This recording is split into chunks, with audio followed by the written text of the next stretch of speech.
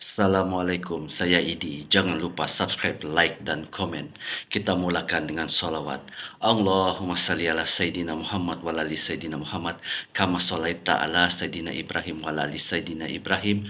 Wa barik ala Sayyidina Muhammad wa ala ali Sayyidina Muhammad. Kama barakta ala Sayyidina Ibrahim wa ala ali Sayyidina Ibrahim. Fil alamin innaka hamidun majid. La ilaha illa anta subhanaka inni kuntu minaz zalimin. La ilaha illa anta subhanaka inni kuntu minaz zalimin. La ilaha illa anta subhanaka inni kuntu minaz zalimin. Kita akan mulakan cerita. Cerita misteri dan seram kali terakhir si kaki judi menurun nomor ekor. Ini cerita yang mereka rahsiakan. Kisah yang akan saya ceritakan ini berkenaan menurun. Cerita ini diceritakan oleh Pak Basar, bapa saudara kepada istri abang saya. Kisah menurun nomor ekor ini berlaku pada tahun 1969, seminggu selepas kejadian rusuhan perkauman 13 Mei.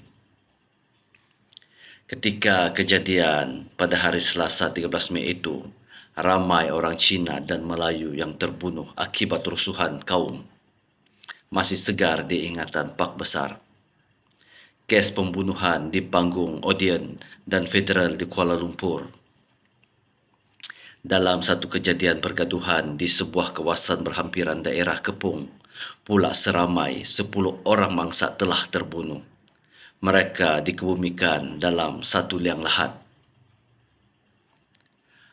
Bagi penggemar judi terutamanya nomor ekor, kubur orang mati kena bunuh memang menjadi kegemaran mereka untuk menurun mendapatkan nombor ekor.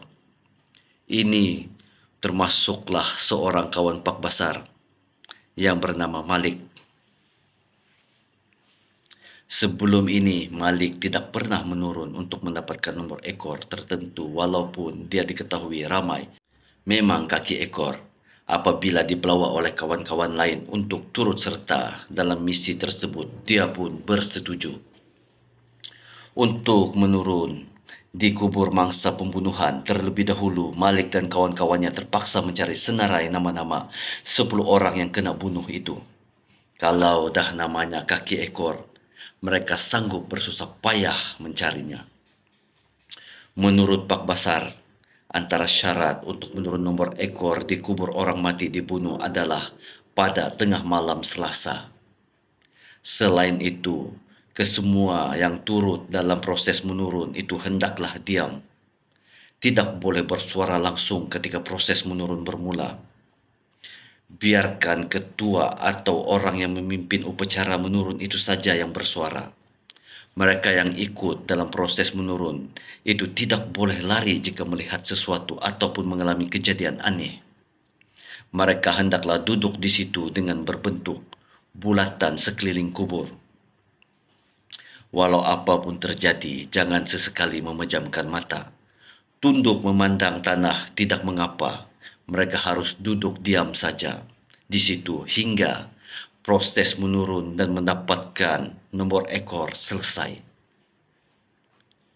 Syarat yang paling penting adalah kubur orang mati kena bunuh. Tak kira dikebumikan seorang atau beramai-ramai, mesti belum pernah ada orang yang menurun di kubur yang sama sebelumnya. Jika sudah ada mana-mana individu atau kumpulan yang menurun di kubur itu, maka ia tidak akan berhasil. Disebabkan syarat yang akhir itu yang menjadi keutamaan, kumpulan kawan Pak Basar mesti menyediakan bahan-bahan yang perlu untuk menurun dengan segera. Kalau terlambat, mungkin ada individu atau kumpulan lain yang lebih awal melakukannya.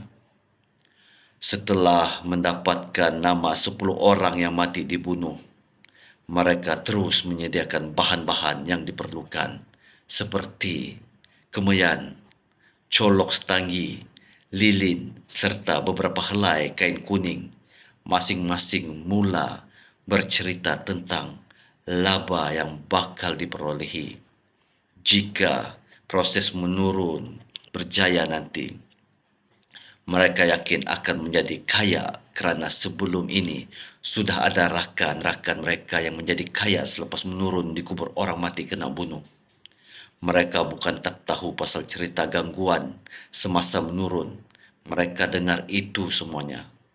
Tetapi mereka pasti dan yakin gangguan yang bakal diterima nanti akan dapat diatasi. Setelah sampai di kawasan perkuburan, masing-masing berasa seram sejuk. Mana tidaknya, ini pengalaman pertama bagi Malik dan rakan-rakan lain, kecuali ketua mereka Hashim. Hashim sudah beberapa kali memimpin kumpulan menurun nomor ekor. Setiap kali menurun pasti akan berhasil. Maka tak heranlah kalau antara mereka berlapan, Hashimlah yang paling berjaya. Hasil kejayaan Hashim ini pula dapat mereka saksikan sendiri. Siapa tak teruja menjadi kaya seperti Hashim? Dia mempunyai 2 buah kereta Ford Cortena dan Volkswagen Beetles, 3 buah motosikal, 2 buah rumah sendiri, dan 14 buah rumah sewa. Atas faktor inilah mereka yakin dengan kemampuan Hashim. Jadi, walaupun seram berbau takut, rakan-rakan Malik menggagahinya juga. Setelah satu demi satu dan nama korban disebut dan menyeru supaya roh mereka muncul, tidak semena-mena tiupan angin mula terasa. Masing-masing berpandangan sesama sendiri kecuali Hashim. Dia terus kusyuk menjampi serapah. Daun-daun dan ranting-ranting yang bertaburan di tanah mula ditiup angin. Colok-colok setanggi serta lilin mereka menyala sudah lama terpadam. Antara nampak dan tidak nampak, mereka tetap tabah.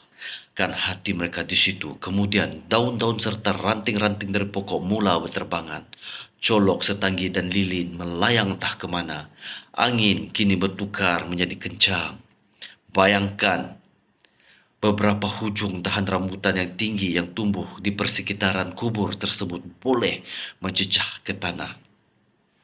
Kata Pak Basar, dalam keadaan seperti ribut itulah muncul bayangan hitam besar dan tinggi dari arah belakang Hashim.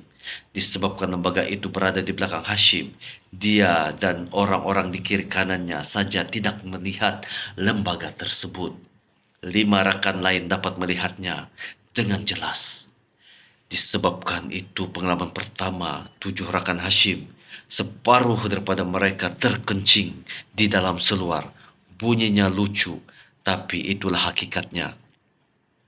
Terkencing kerana ketakutan, namun mereka tetap cuba bertahan kerana mengenangkan hasil yang bakal mereka perolehi. Tiba-tiba, salah seorang anggota kumpulan itu, Saim, bingkas bangun dan lari lintang pukang. Melihat Saim lari dengan seluar yang basah dek air kencing, yang lain pun turut ikut sama bertemperan lari dalam gelap malam berserta angin ribut. Termasuk Malik, masing-masing tewas dengan ujian tersebut. Daripada 8 orang yang ikut menurun, kini tinggal 3 orang saja yang kekal di situ. Menurut Pak Besar, Hashim bukan marah lagi kepada rakan-rakannya yang cabut lari. Bila ditanya kepada rakan-rakan yang ikut Hashim, semuanya kata itulah kali pertama dan terakhir mereka pergi menurun. Tak nak lagi ikut, takut dan serik. Sehingga hari ini, Pak Basar tidak tahu apakah kawan-kawannya itu masih setia dengan nomor ekor ataupun tidak. Menurutnya ada yang dah naik haji dan seorang daripadanya sudah meninggal dunia. Bagaimana dengan Malik? Kata Pak Basar, kali terakhir dia bertemu Malik adalah semasa pulang dari menunaikan fardu haji tahun lepas. Diceritakan kembali oleh Abdul Talib Setapak, Kuala Lumpur. Jangan biarkan diri Anda diselubungi misteri. Teruskan kehidupan. Assalamualaikum warahmatullahi taala wabarakatuh. Terima kasih.